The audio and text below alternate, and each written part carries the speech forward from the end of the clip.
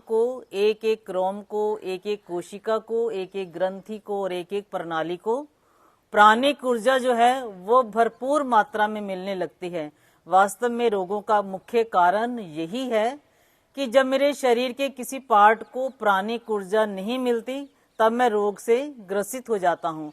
और प्राणायाम जो है ये वह कला है, वह विद्या है, वह टेक्निक है, वह मार्ग है जिस पर चलकर कि मैं प्राणिक ऊर्जा को कमाना जानता हूँ, उसको खर्च करना जानता हूँ, उसको सही दिशा देना जानता हूँ। प्राणायाम का आधार गहरे और लंबे श्वास है। श्वासों को धीरे धीरे बाहर निकालना आरंभ करें। अंत में पेट की मांसपेशियों का संकोचन करते हुए यानी सिकोड़ते हुए इतना पीछे ले जाएं कि नाभि मूल आपका रीढ़ के साथ लग जाए। अधिकतम श्वास निकालने के बाद मूलबंध का अभ्यास करें, यानी निष्कासन अंगों की मांसपेशियों का संकोचन करें और फिर पेट को धीरे धीरे ढीला छोड़ते जाएं और आनंद पूर्वक श्वास को पूरा कंठ तक भरें। श्वास पूरा भरने के पश्चात फिर से मूलबंध का अभ्यास करें। श्वास प्रश्वास की इस प्रक्रिया को पूर्ण एकाग्रता के साथ करते जाएं। श्वास छोड़ते वक्त तनिक शक्ति लगानी पड़ती है तो लगाएंगे, लेकिन जब श्वास को भरेंगे तब शक्ति नहीं लगाएंगे। धीरे धीरे पेट को ढीला छोड़ते हुए आनंद पूर्वक श्वास को भरते जाएं। साधारणतः जब हम श्वास लेते हैं तो हमारे शरीर के तीनों भाग, पेट, मध्य भाग, फेफड़े, तीनों प्रभाव में नहीं आते। लेकिन जब हम गहरे और लंबे श्वासों का अभ्यास करते हैं तो मेरे शरीर के ये तीनों भाग प्रभाव में आने लगते हैं। रक्त संचार पांव के नख से लेकर सर की चोटी तक पूर्णतः होने लगता है। ध्यान श्वासों पर। जितना आप एकाग्र होकर और श्रद्धा से, लगन से इन क्रियाओं को करेंगे, आपको लाभ जो है उतना अधिक होगा। एकाग्रता सुख अनुभूति का श्री गणेश है। प्रयास पूर्वक श्वास को गहरा और लंबा बनाते जाएं। लंबे से तात्पर्य होता है कि आप श्वास को भरने व छोड़ने में समय थोड़ा अधिक लगाएं।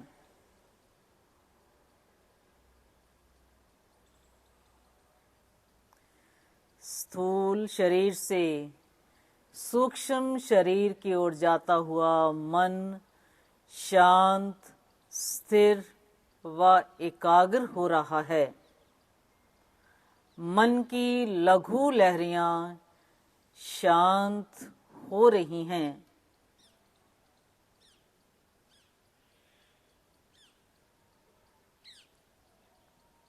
वास्तव में योग का उद्देश्य हमारे अंदर शांति स्थापित करना ही है। प्राणायाम में सबसे पहला स्टेप जो है वो आता है गहरे और लंबे श्वास का, और नेक्स्ट सेकेंड नंबर पे आता है अनुलोम विलोम प्राणायाम। शांत अनुलोम विलोम प्राणायाम। पहले आप इसके शाब्दिक अर्थ को समझेंगे। अनुलोम विलोम का अर्थ क्या है? अनुलोम का अर्थ है सीधा और विलोम का अर्थ है विपरीत, उल्टा। यानी सीधे से तात्पर्य है दायां और विलोम से, उल्टे से तात्पर्य है बायां। इसमें हम बाईं ओर से शुरू करते हैं। बाईं ओर से गहरा लंबा श्वास भरते हैं और दाईं ओर से रिलीज कर देते हैं, और फिर दाईं ओर से भरते हैं, बाईं ओर से रिलीज करते हैं। बायां हाथ आपका ज्ञान मुद्रा के पोज में रहेगा। दाएं हाथ की प्राणायाम मुद्रा बनाएं। पहली 2 उंगलियों को मोड़ते हुए अंगूठा मूल के साथ लगाएं इस प्रकार। तीसरी और चौथी उंगली आपकी मिली हुई अंगूठा दाई नासिका पर, अनामिका उंगली यानी थर्ड फिंगर जो है वो बाई नासिका पर। कईयों ने कोहनी ऊपर उठा रखी है, ऐसे जल्दी थक जाएगी। कोहनी को आप शरीर के साथ लगा के रखें कंफर्टेबली। बाईं ओर से यानी लेफ्ट साइड से धीरे धीरे गहरा और लंबा श्वास भरें। आंखें कृपया बंद रखें, चेहरे पर प्रसन्नता के भाव बनाए रखें। बाईं ओर से गहरा और लंबा श्वास पूरा भरकर अनामिका उंगली से नासिका बंद कर लें और अंगूठे को ऊपर उठाते हुए दाईं ओर से धीरे धीरे श्वास को रिलीज करें। और अब फिर दाईं ओर से गहरा और लंबा श्वास भरें और बाईं ओर से रिलीज कर दें। ये एक आवृत्ति हुई। इसी क्रिया को बारंबार करते जाएं। जिस ओर से श्वास को छोड़ेंगे उसी ओर से ही फिर श्वास को भरेंगे।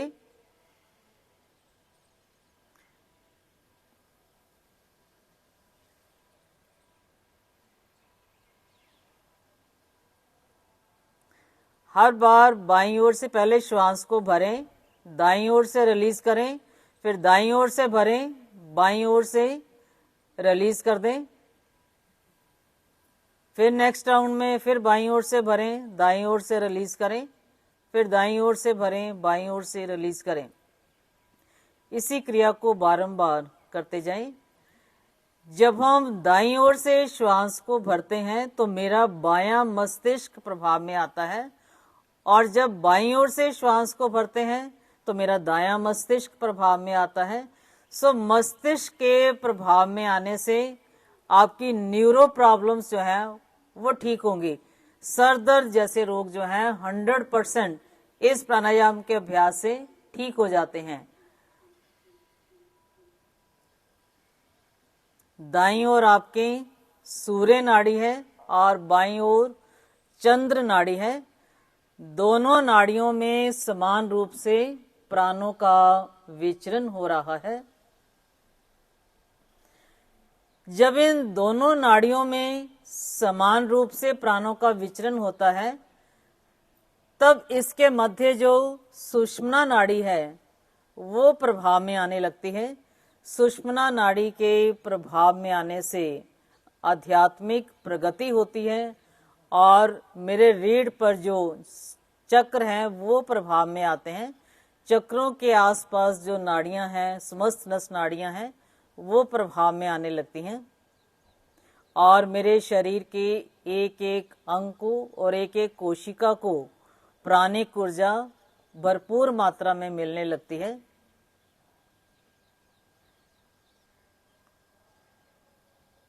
नाक को इतना भी नहीं दबाना कि नाक आपकी टेढ़ी हो जाए।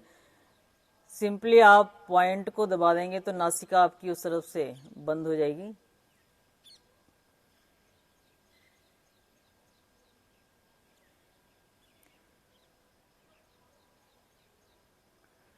मन शांत हो रहा है।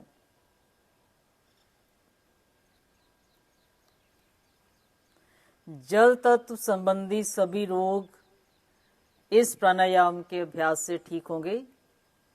High blood pressure, heart trouble patients के लिए बहुत लाभदायक और जोड़ों के दर्द में लाभदायक प्राणायाम।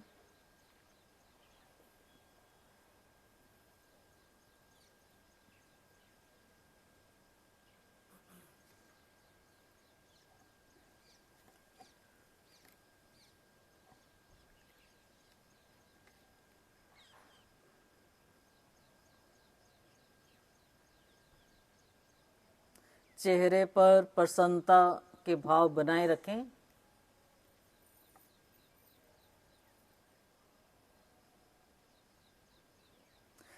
प्रयास करें कि मेरी तीसरी और चौथी अंगुली जो है वो मिली रहे।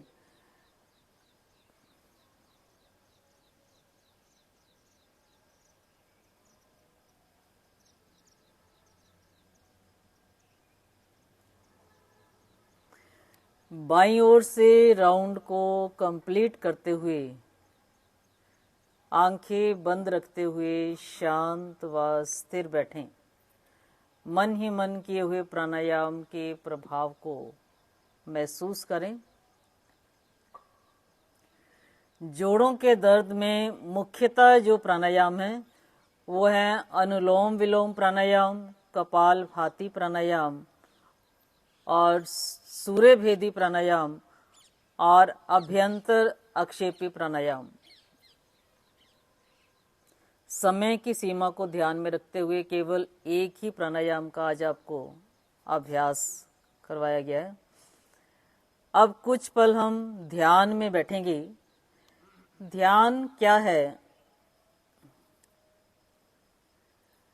अधिकांशतः हम आसन और प्राणायाम को ही योग समझते हैं। आपने देखा होगा क्लास में कि ज़्यादा टाइम आसन और प्राणायाम को ही दिया जाता है, ध्यान के लिए समय नहीं बचता। वास्तव में योग की गहराई में जाने के लिए ध्यान आवश्यक ही नहीं बल्कि परम आवश्यक है। ध्यान शब्द को परिभाषित नहीं किया जा सकता। जिस प्रकार सुंदरता, अच्छाई और ईश्वर हम इन्हें परिभाषित नहीं कर सकते, ये अनुभव की चीज है। महर्षि पतंजलि लिखते हैं, योगस चित्त वृत्ति निरोधा, अर्थात चित्त की वृत्तियों का निरोध जो है वो योग है। जब मैं शरीर और मन से परे आत्मा के उस स्तर पर पहुंच जाता हूं जहां पर कि शुद्ध चेतन परम आनंद है, ऐसा आनंद जो कि सांसारिक सुख से बिल्कुल भिन्न है। ध्यान जो है आज के इस दुर्लभ मानव जीवन को सार्थक करने का ये विशेष भूमिका इसमें अदा करता है। हाथ आपके ज्ञान मुद्रा के पोज में रहेंगे, पीठ गर्दन आप सीधी रखें, आंखें कोमलता से बंद रहेंगी, पलकों पर किसी प्रकार का दबाव नहीं होगा, चेहरे पर हाव भाव ना हो, चेहरे पर एक प्यारी सी मुस्कान बनाए रखें क्योंकि आप बहुत ही उत्तम क्रिया करने जा रहे हैं। मेरे को ईश्वर ने इस संसार में किस लिए भेजा, मेरे जीवन का उद्देश्य क्या है? मेरे जीवन का उद्देश्य जो है इसी जन्म में ईश्वर की अनुभूति करना है। कबीर दास जी लिखते हैं, जो तिल माही तेल है, जो चकमक में आग, तेरा साईं तुझ में ही है, जाग सके तू जाग। यानी हमारा ईश्वर जो है वो हमारे भीतर ही है। जिस प्रकार तिलों में तेल है वो दिखाई नहीं देता, दो पत्थरों के बीच में आग है वो दिखाई नहीं देती। ये निष्क्रियता और बेहोशी के कारण हमें ये जो ईश्वर है वो दिखाई नहीं देता। इसके लिए हमें पल पल होश में रहते हुए इन पत्थरों को तोड़ना होगा, अर्थात हमें सजगता लानी होगी और अपने भीतर उतरने का प्रयास करना होगा। ये इसका क्या उपाय है? भीतर कैसे उतरूं मैं अपने? जब हम अपने ईश्वर को श्रद्धा से, लगन से, समर्पण भाव से पुकारेंगे तो ईश्वर जो है हमारी पुकार को अवश्य सुनेंगे। सर्वप्रथम आप अपने शरीर का मानसिक अवलोकन करना शुरू कर दें। पांव के अंगूठे से सर तक और सर से पांव तक शिथिल शरीर का मानसिक अवलोकन करें। कोई तनाव नहीं, तनाव हो भी क्यों? मैं एक आध्यात्मिक यात्रा के लिए निकला हूं। मैं अपनी आत्मा से साक्षात्कार होने जा रहा हूं।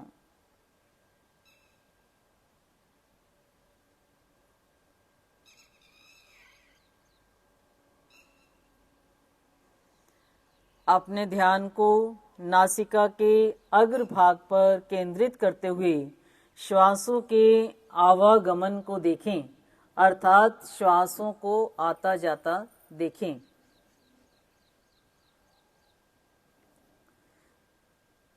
इसमें आपने कोई प्रयास नहीं करना, केवल आपने श्वासों को दृष्टा बनकर देखते जाना है।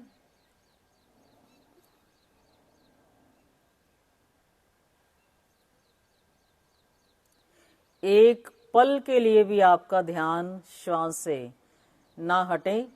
महसूस कीजिए कि मैं किस नासिका छिद्र से श्वास ले रहा हूँ, किस नासिका छिद्र से श्वास को छोड़ रहा हूँ, या मैं दोनों नासिकाओं से श्वास को ले रहा हूँ और छोड़ रहा हूँ। ध्यान श्वासों पर केंद्रित रखें। श्वासों की पकड़ ध्यान की गहराई में ले जाने में अचूक सहायक सिद्ध होती है। नासिका और होठ के मध्य जो जगह है वहां अपने ध्यान को केंद्रित करते हुए श्वासों को आता जाता देखते जाएं।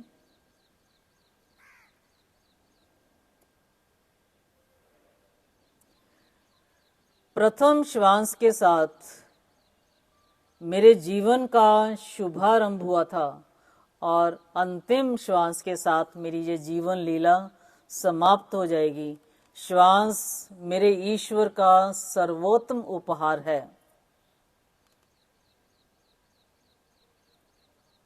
श्वासों को देखना प्राणों को देखना है और प्राणों को देखना ईश्वर को देखना है।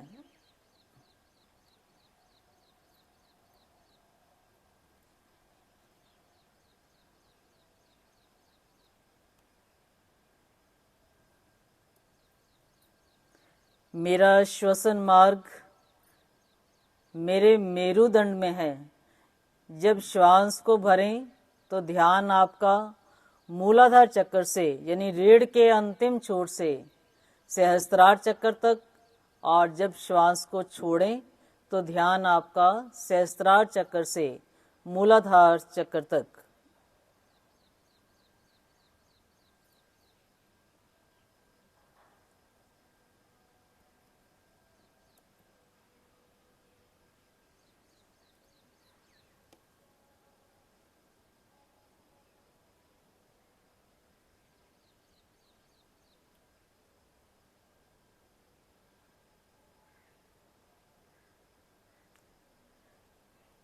शुरू में ये क्रिया कई बार मुश्किल लगती है, लेकिन अभ्यास के साथ जब आप पाएंगे कि आपको इस क्रिया को करने में बहुत आनंद आने लगेगा, मन शांत व एकाग्र होने लगेगा। अब अपने ध्यान को दोनों बाहों के बीच जहां तिलक या बिंदी लगाते हैं उसके ठीक 2-3 इंच भीतर जहां हमारा आज्ञा चक्र है वहां अपने ध्यान को केंद्रित करें। इसकी आकृति कमल के फूल की भांति है, जिसकी 2 पंखुड़ियां जो कि सूर्य नाड़ी और चंद्र नाड़ी दोनों को दर्शाती हैं, और इसके मध्य जलती हुई दिव्य ज्योत के दर्शन करें। महसूस कीजिए कि इस दिव्य ज्योत से जो निकलने वाली किरणें हैं मेरे शरीर के रोम रोम में फैलती जा रही हैं। मेरी बायोप्लाज्मिक बॉडी का दायरा बढ़ता जा रहा है। जब हम ध्यान में बैठते हैं जो एनर्जी हमारे शरीर से बाहर निकलती है तो वो एक ऑरा सा बना लेती है। महसूस कीजिए कि आप उस ऑरे में बैठे हुए हैं और दिव्य शक्ति जो दिव्य ऊर्जा है वो आपके शरीर में फैलती जा रही है। वास्तव में रोगों का मुख्य कारण हमारे शरीर के अंदर कॉस्मिक एनर्जी की कमी है, और ध्यान में जब हम बैठते हैं तो हम अपने अंदर अधिक से अधिक कॉस्मिक एनर्जी को जो कि हमारे शरीर को चलाती है उसको ग्रहण करते हैं।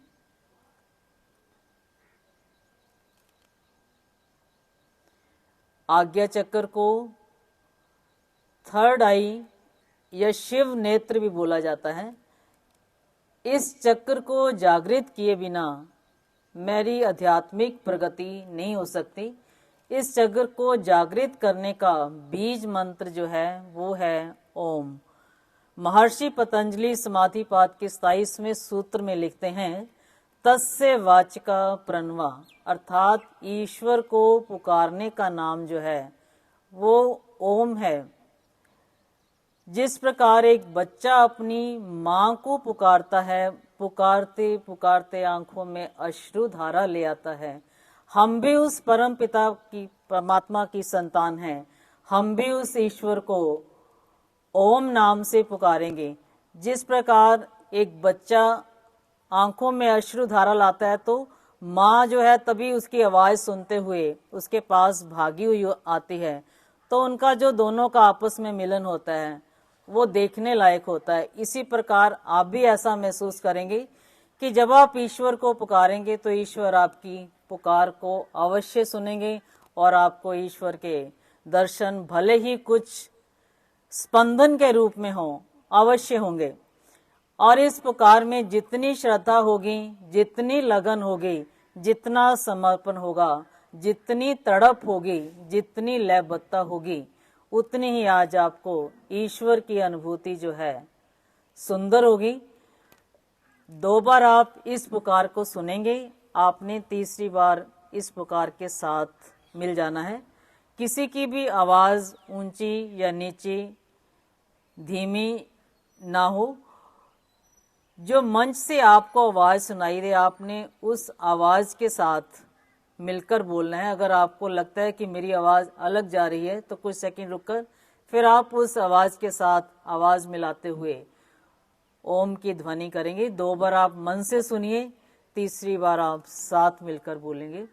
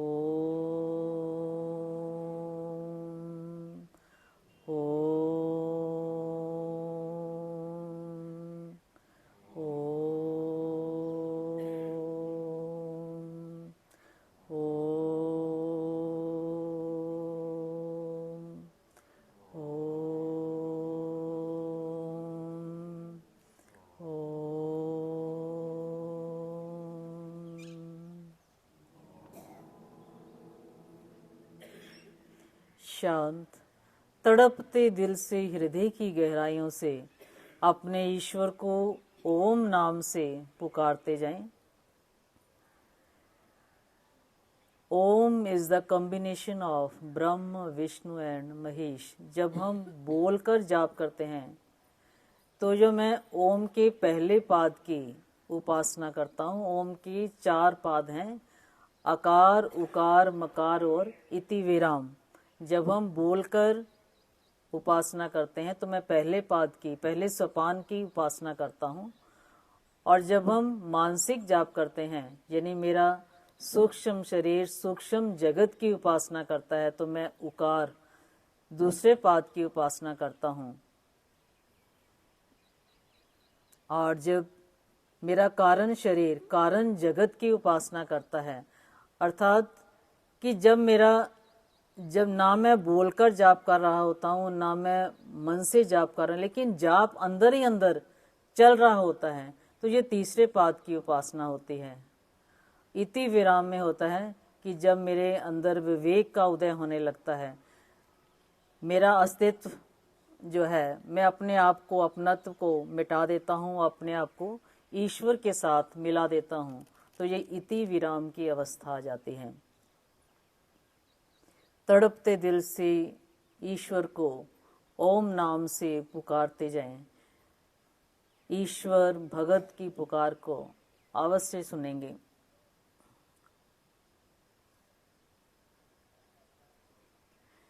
जैसे जैसे आपकी पुकार गहराती जाएगी,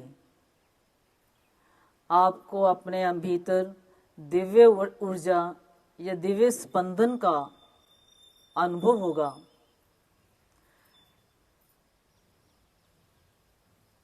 महसूस कीजिए कि ब्रह्मरंध्र से कॉस्मिक एनर्जी जो है वो मेरे सुषुम्ना मार्ग से होती हुई मेरे शरीर के एक एक अंग में फैलती जा रही है। मैं कॉस्मिक एनर्जी से ओतप्रोत होता जा रहा हूं। महसूस करें कि मेरे ईश्वर मेरे साथ में हैं, मैं ईश्वर के साथ हूं, हम दोनों एक दूसरे के साथ हैं।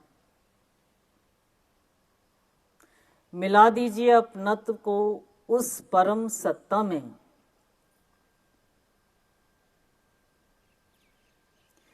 कैसा सुंदर खेल है प्रभु, जब मैं था तब तू ना था, तू पायो मैं नाही, प्रेम गली अति साकरी, जाके द्वी न समाए। अर्थात जब तक हमारे अंदर अहम की भावना रहेगी तो ये ध्यान में बाधक रहेगी, मैं ईश्वर को प्राप्त नहीं कर पाऊंगा। इसके लिए हमें अहम की भावना को त्यागना होगा। मन में हर समय यही भाव लाना होगा कि सब कार्य को करने वाला वो ईश्वर है, मैं तो केवल दृष्टा मात्र ही हूं।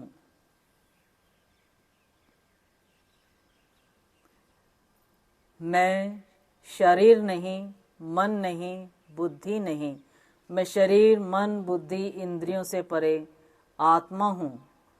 मेरी आत्मा ही परमात्मा है।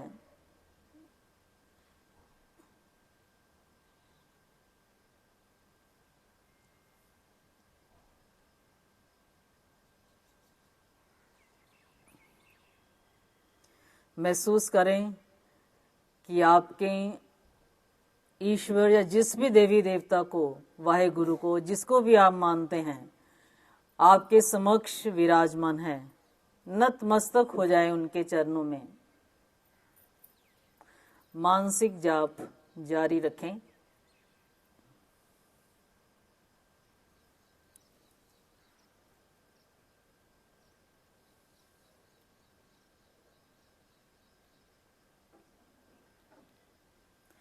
शुभ संकल्प लें।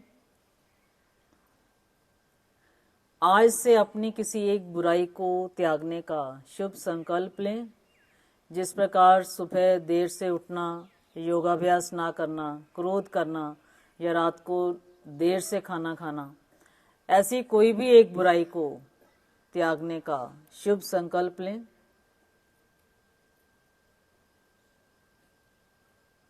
मन ही मन और इस संकल्प को 3 बार दोहरा लें, क्योंकि सबकॉन्शियस माइंड में जब हम किसी संकल्प को लेते हैं तो वो बहुत जल्दी पूर्ण होता है।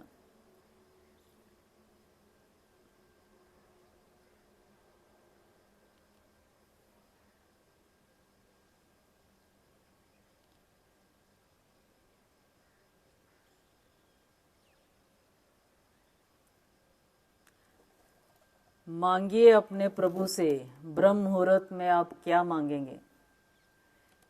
शारीरिक सुख या भौतिक सुख या आध्यात्मिक सुख? सबका मंगल हो। सर्वे भवन्तु सुखिना, सर्वे सन्तु निरामय। हे ईश्वर, सब सुखी हो, सबका मंगल हो, सब रोग मुक्त हो।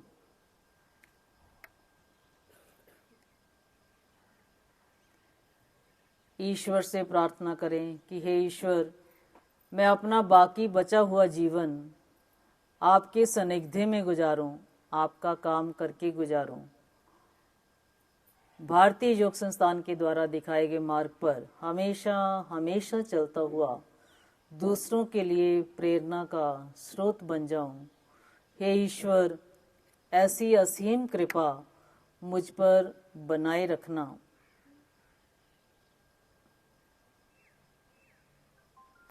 एक बार ओम की लंबी ध्वनि करते हुए ध्यान की क्रिया को विराम देंगे।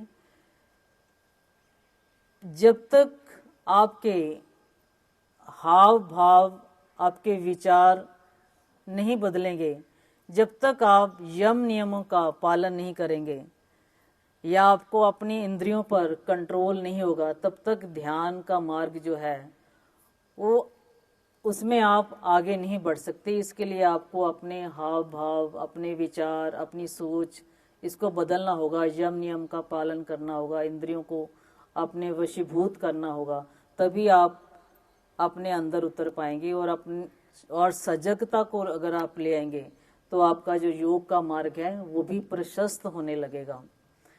एक बार ओम की लंबी ध्वनि के लिए श्वास को भरें।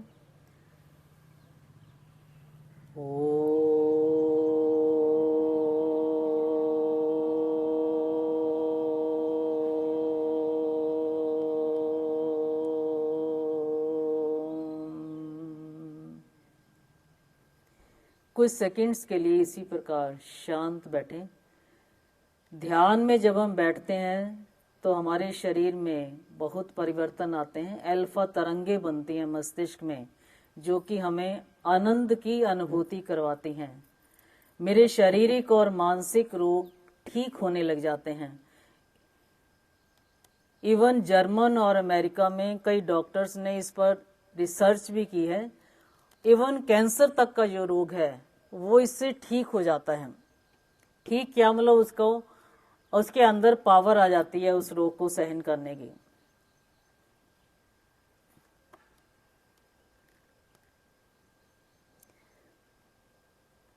आज प्रत्येक व्यक्ति तनाव से ग्रसित है। प्रत्येक व्यक्ति तनाव का पिटारा लिए हुए सर पर घूम रहा है, और तनाव को दूर करने में ध्यान जो है अचूक भूमिका अदा करती है।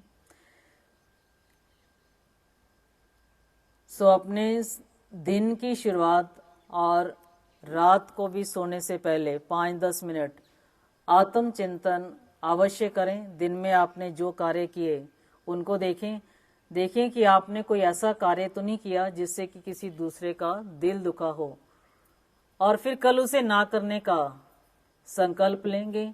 तो ऐसा करने से आपके अंदर की जो बुराइयां हैं वो धीरे धीरे खत्म होने लगेंगी।